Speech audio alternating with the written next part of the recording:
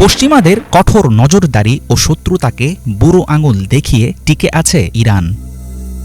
একসময় আমেরিকা ও তার মিত্রদের ধারণা ছিল তেহরান শুধুমাত্র ছোটখাটো বোমা বানাতে পারে, কিন্তু দেশটির পরমাণু কর্মসূচির তথ্য প্রকাশিত হলে চমকে গিয়েছিল গোটা বিশ্ব।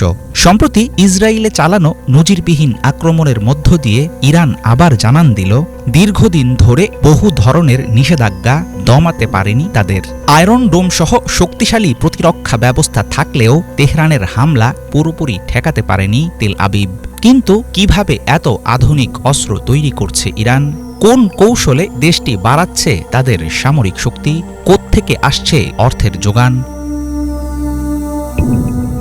১৯৮০-র দশকে ইরানের রাজা রেজা শাহ পাহলভীর গঠিত আর্তেশ বাহিনীর মাধ্যমে দেশটিতে আধুনিক সশস্ত্র বাহিনীর সূচনা হয়।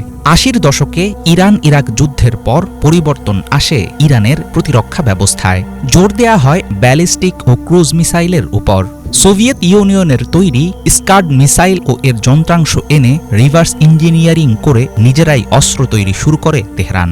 উত্তর কোরিয়া, চীন ও রাশিয়ার কাছ থেকে নেওয়া হয় প্রশিক্ষণ। কালোবাজার থেকে আমেরিকা ও ইসরায়েলের অত্যাধুনিক অনেক অস্ত্র জোগাড় করে সেগুলোর উপর রিসার্চ চালায় তেহরান। গত কয়েক বছর আগে আমেরিকার ড্রোন ভূপাতিত করার বেশ কিছুদিন পর নিজেদের তৈরি ড্রোন বানিয়ে ইরান তাক লাগিয়ে দেয় বিশ্বকে।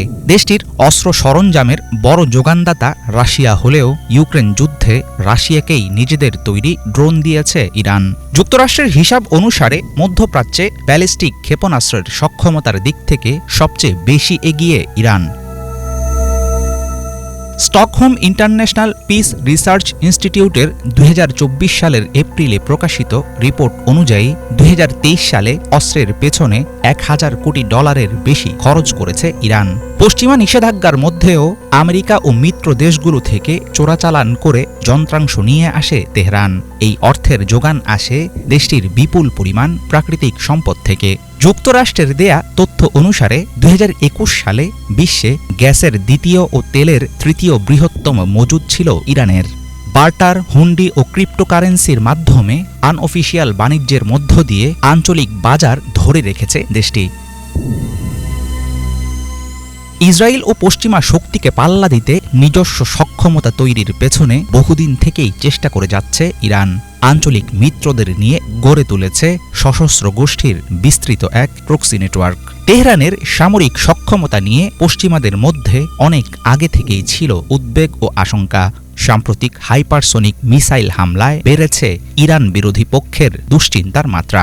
এমন পরিস্থিতিতে মধ্যপ্রাচ্যে পুরোদমে যুদ্ধ শুরু হলে দীর্ঘমেয়াদী হুমকির মুখে পড়বে গোটা বিশ্ব। হাফিজুল ইসলাম, বাংলা ভিশন।